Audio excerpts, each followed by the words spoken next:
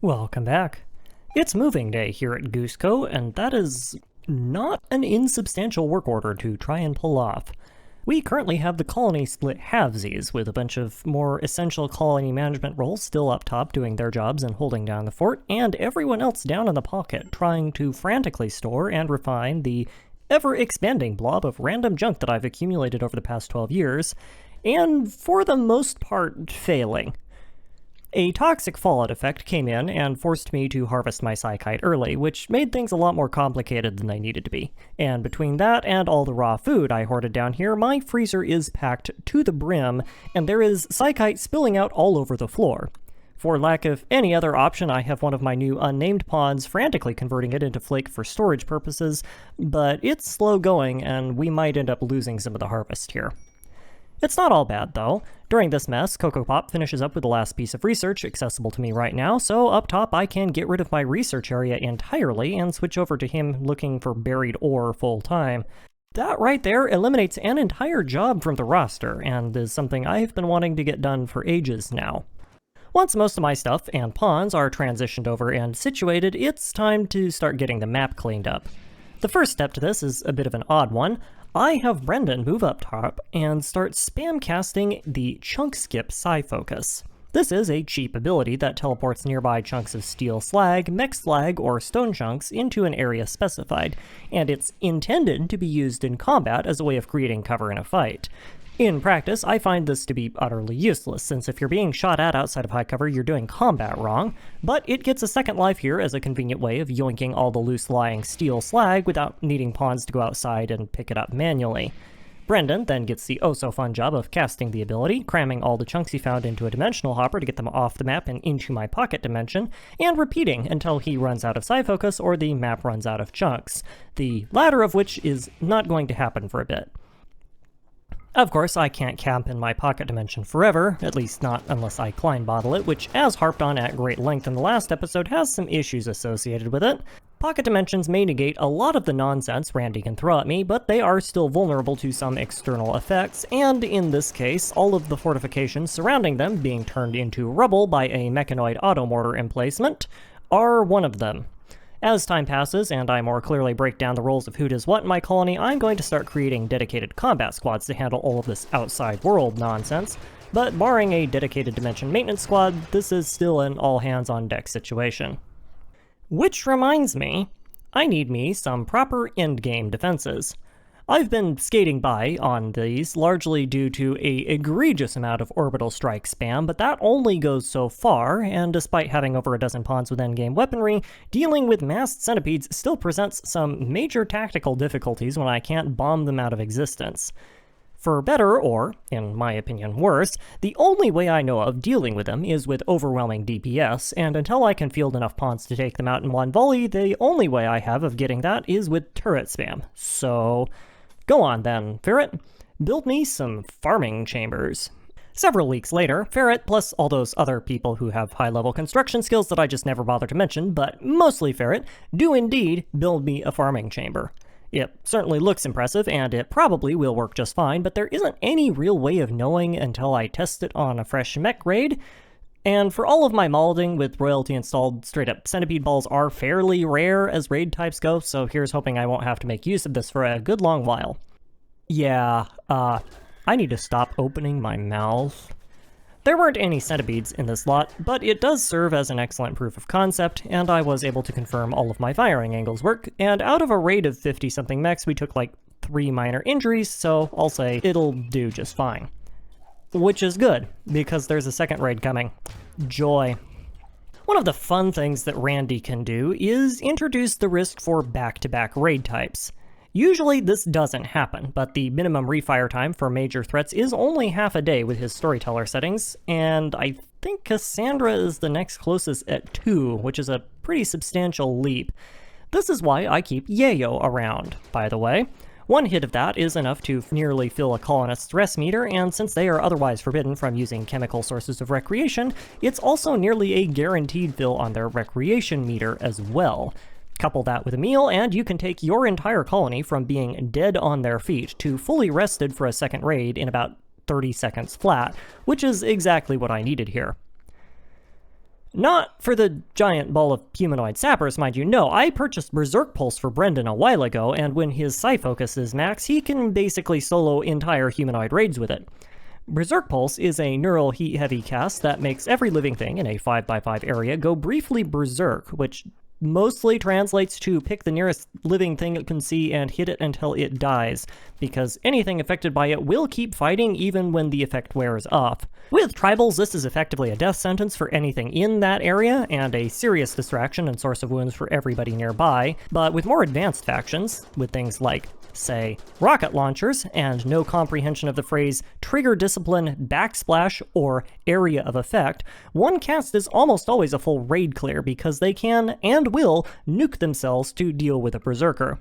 No, the yayo came in when some dingbat from the Sapper raid took apart one of the objects that was holding a mech tether, and sent half a dozen dead centipedes my way after I took out the first 2 raids. I didn't spot this initially, and the usual audio cues that I rely on were covered up by the sound of tribals beating the snot out of each other, so the mechs just walked up, smashed apart my powered-down half-finished uranium slug turret line, which is going to be a very pricey repair, thank you very much, and managed to make it all the way into my main base before I could intercept and clean them out.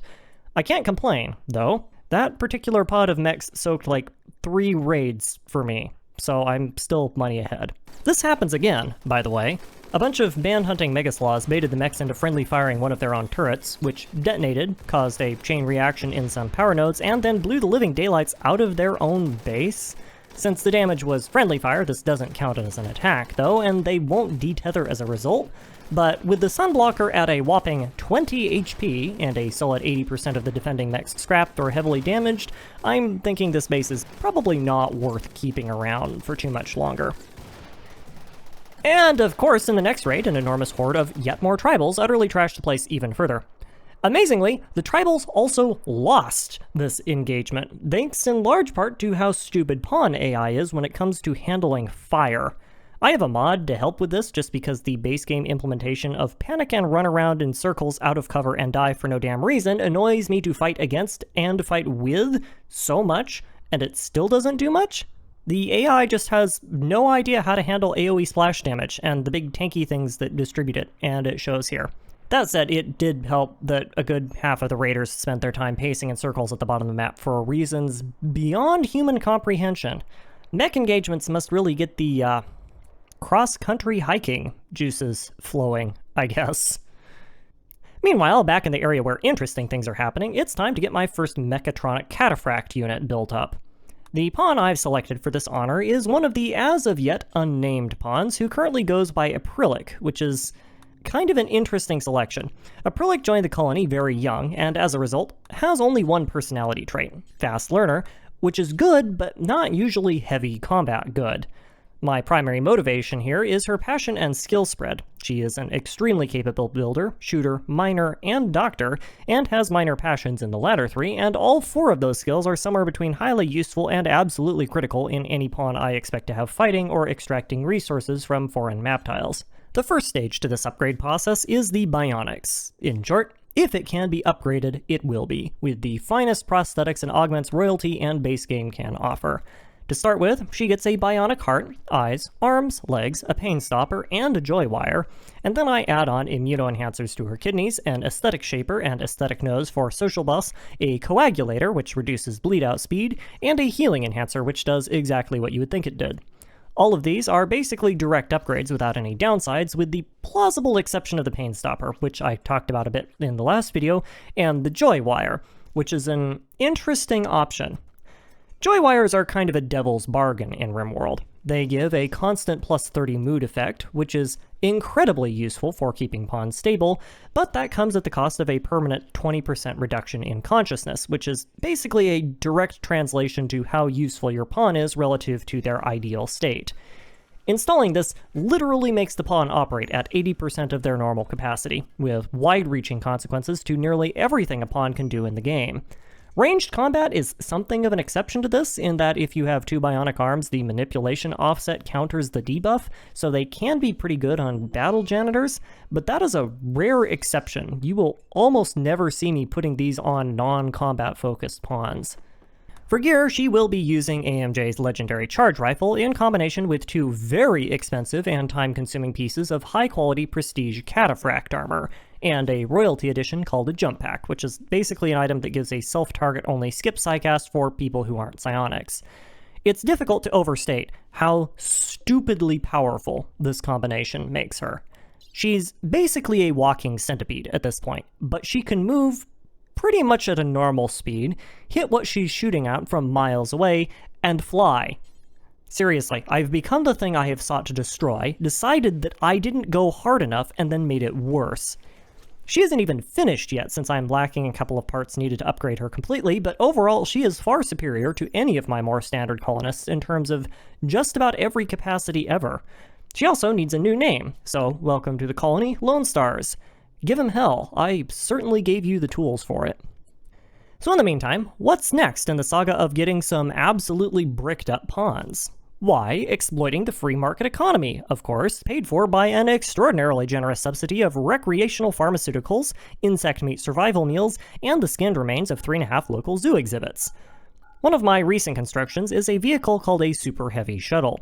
As the name suggests, Biggest Chungus here has an enormous 2,000 kilos of cargo capacity, and is intended to be doing things like make long-haul flights with entire squads of soldiers, or transport large chunks of extraplanetary debris. I, on the other hand, will be using it for trading, because for the kind of fire sales I have in mind, 2 tons of capacity is about right for an average shopping trip. For now, though, I'm using it to travel the world with Brendan, looking for quite a broad selection of very particular items. So, let's start with the obvious ones. Archotech body parts are always good, and Save Our Ship adds to the selection with a bunch of new ones. They're pretty balanced as far as Archotech body parts go, and bionic upgrades are very much a case of quantity over quality, so they aren't super important, but the Architect stomach in particular has some unique properties that make it a major upgrade, and there are only a couple worth grabbing for specialized pawns where marginal upgrades make a disproportionate difference. Psi trainers are sometimes nice, but I'm only interested in a handful. Psychic stun lances are very strong as always, and are made even more so by the fact that brain damage doesn't matter for my number 1 use case, which is honor farming, but they are quite common, and you can only cram so many crypto sleep caskets in your colony before the place starts looking like an Ultra Tech DLC for the Paris catacombs, so I will restrain myself there. No, the real treasures here are a selection of very rare weapons. Royalty adds 3 new melee weapon types to the game. Monoswords, which we've already seen used to great effect, Zeus hammers, which are a giant hammer that deals EMP damage on hit and sounds like a good weapon until you realize the stun is pathetically short and gives the mechs immunity to further EMP damage, and plasma swords, which are swords that can sometimes set pawns and animals on fire, which is actually a bad thing a lot of the time, but sure, why not? All 3 of these new weapons have a chance of being something called a persona weapon, which is an upgraded variant of the base weapon with better stats and passive effects that usually will only let itself be used by a single person. To make matters more inconvenient, I'm on the hunt for a very specific combination of these traits that buff neural heat dissipation rates and grant psi focus when the wielder kills a target, which are both very rare. Naturally, this means I find a combination on, like, the 6th Fallen Empire settlement I visit, on a plasma sword, which is the literal worst weapon of the 3 that I could get it on, because of course I do. Still, the plasma sword is at least good enough, so while I let some rando named Kasumi join the colony for 5 whole seconds to summon an enormous swarm of angry dogs to come and tick off another mech cluster that landed nearby, let's talk shop. Psychic Invisibility is a psycast that grants a targeted pawn 15 seconds of invisibility, which, as the name suggests, renders them unable to be seen or targeted by a hostile entity. They still can take damage and can be hit by things, but the lack of targeting means that when they attack something while invisible, nothing will try to hit them back. As you can imagine, this is very strong, but it is mitigated somewhat by the hefty psi focus cost and heat buildup values associated with using it. At 3% psi focus per cast, it's pretty easy to maintain the focus cost with a kill-focused persona weapon, which grants 20% psi focus to the user instantly upon killing another entity. As long as you kill something every 6.6 casts, then you're fine. Sadly for us, the real problem isn't the psi focus, it's the neural heat. At 1 cast every 15 seconds, you would need to dissipate 3 neural heat per second to sustain perfectly timed invisibility span, which is both quite a lot of heat and functionally impossible. You usually have to cast it at 13 or 14 seconds in just to be certain. Neural heat falls at a rate determined by 3 things. passives, psi-amp tier, and the pawn's level of pain, according to this lovely little equation here. I will leave playing with the numbers as an exercise for the nerds in my audience, but for everyone else, the takeaway here is that a max-level Psi-Link user can only maintain a 3 heat per second dissipation rate in full LTEX apparel with a Psi-Cooling Persona weapon effect, if and only if they are at or above 40% pain. Brendan is passively sitting at 29 from his Mind Screw, which is an implant that gives 20% pain, and a scar on his leg that passively grants 9, so this is very easy to achieve, simply by playing with some Molotov cocktails before he goes out into combat.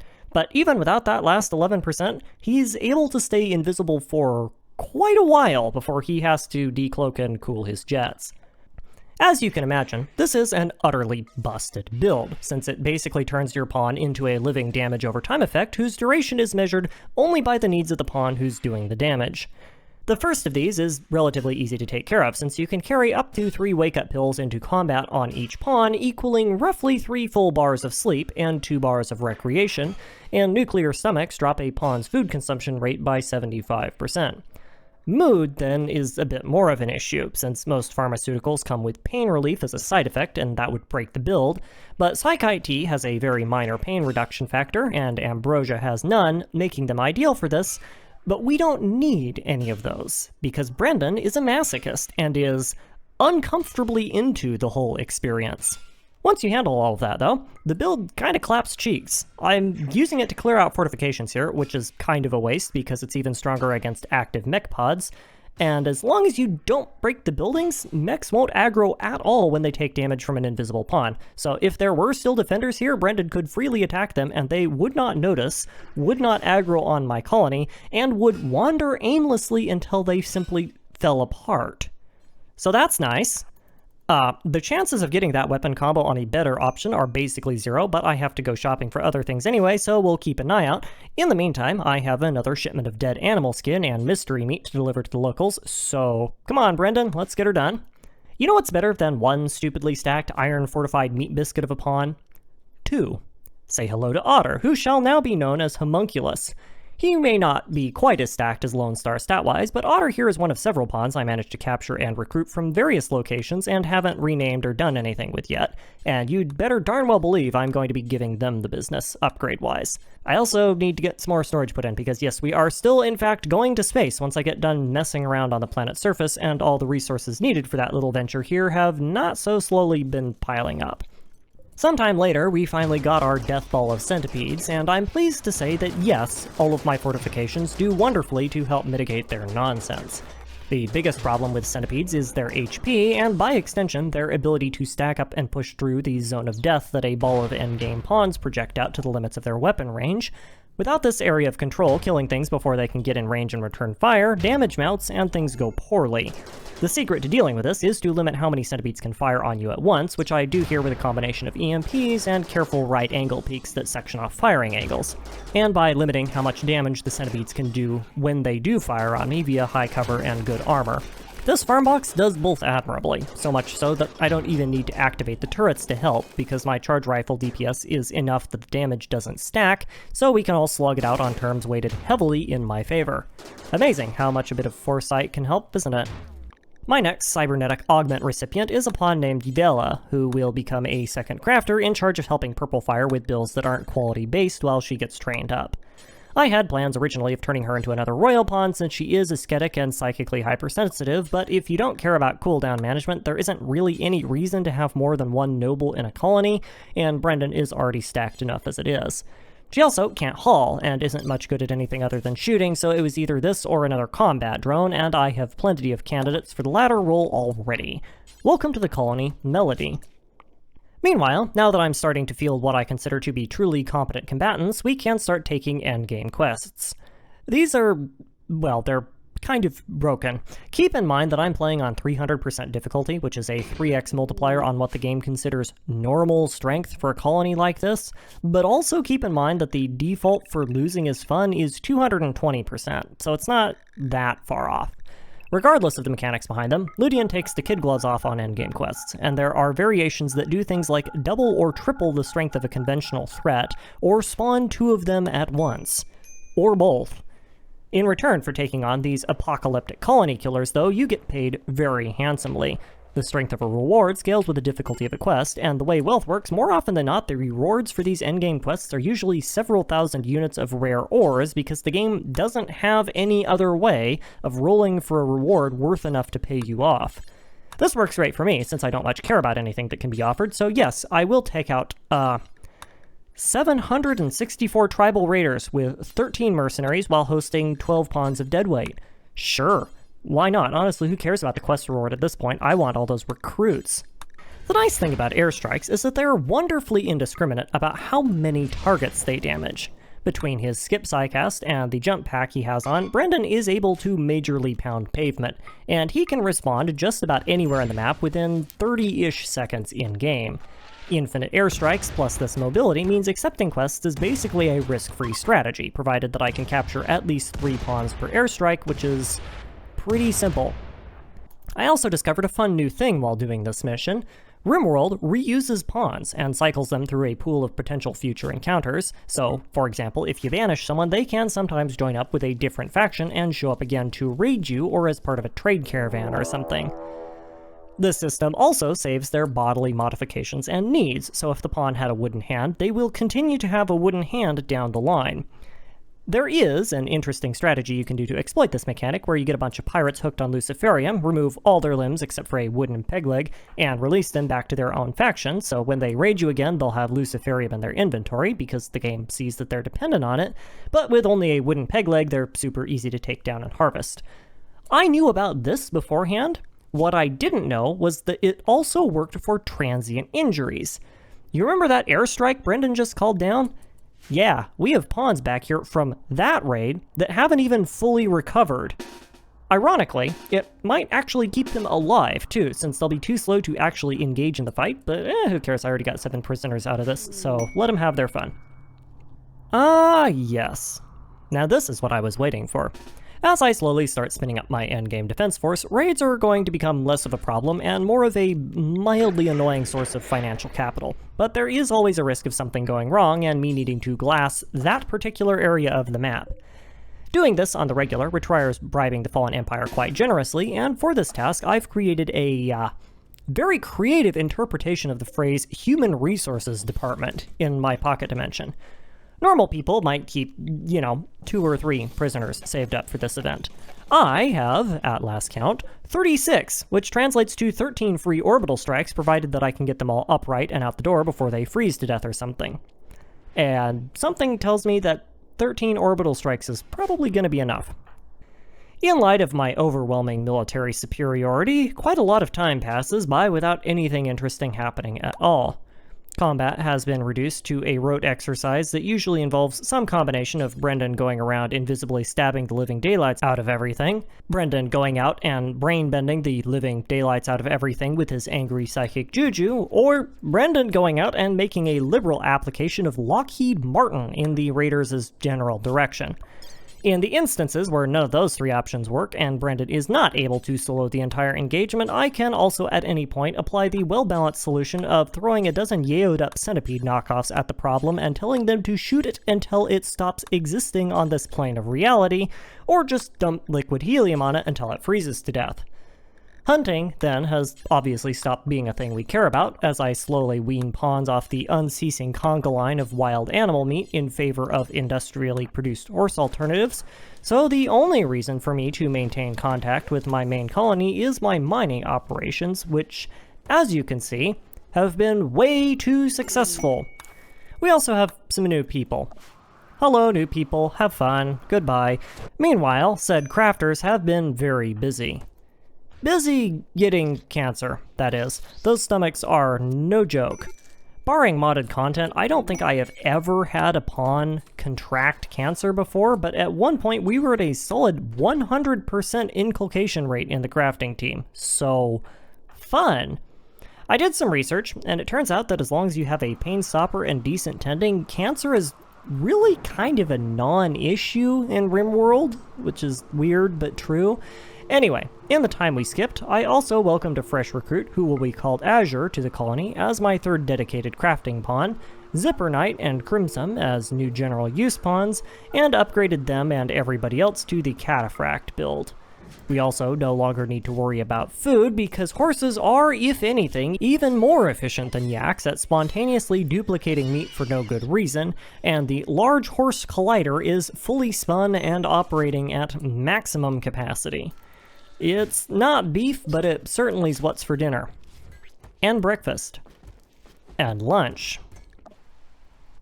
So now that I'm sporting a colony full of gigachads who are currently packing something like 700 plasteel, 300 gold, and 900 steel worth of gear and implants each, will basically never suffer a mental break, are functionally immune to all but the most devastating source of damage, give or take a spot of cancer, and depending on their build, may or may not be carrying no less than 21 orbital strikes in their back pocket at any given time, I think we can safely say I've beaten royalty.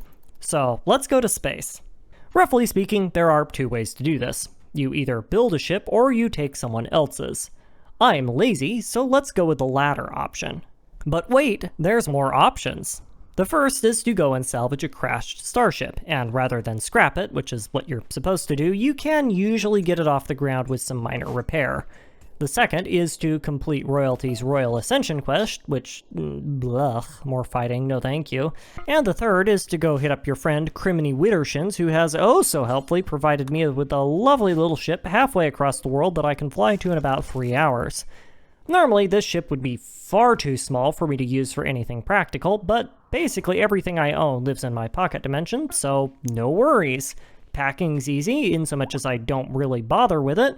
I did go through and deconstruct the big ticket items like turrets, but even if I scrapped the entire map, it wouldn't amount to more than a drop in the bucket that is my stockpiled reserve of raw materials at this point, so mostly I just told my pawns to pitch every loose thing they could find in the hole and pack them in.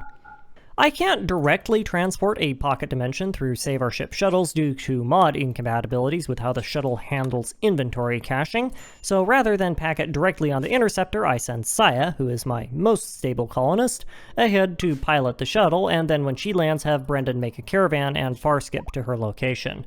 Then, after one heck of a chunky loading screen and a bit of finagling, we can set up shop in our new home. Yeah, sort of. There are some major renovations that need to take place before we're ready to launch this thing. For all of its many strengths, Save Our Ship suffers greatly from forcing the player to trade between form and function, and overwhelmingly all of the ship designs I've seen seem to favor the former. This ship is no exception, and for anything other than looking cool, it has an absolutely terrible design. The thing is the antonymic definition of open concept. There are mountains of pointless furniture and, of all things, unlit hydroponics basins crammed into weird places for no good reason, and 2/3 of the ship is dedicated to crypto-sleep caskets that serve literally zero function. Don't even get me started on this thing's combat capabilities. 8 lasers is a decent amount of point defense for a puddle jumper, but a ship this size should have 5 times the heatsink capacity at least, otherwise you're just asking to have your shields popped like a soap bubble, and currently it lacks anything even remotely resembling offensive capabilities or boarding defenses whatsoever. For people unfamiliar with this mod, these complaints will make precisely 0 sense, and elaborating as to why it's important to have all of these things will take a bit. So rather than continue to gripe about the quality of my brand new used car of a spaceship, I think we'll leave it here for today, and go into Save Our Ship's mechanics in the next episode. For now, then, I will simply say thank you for your time, and I hope you enjoyed.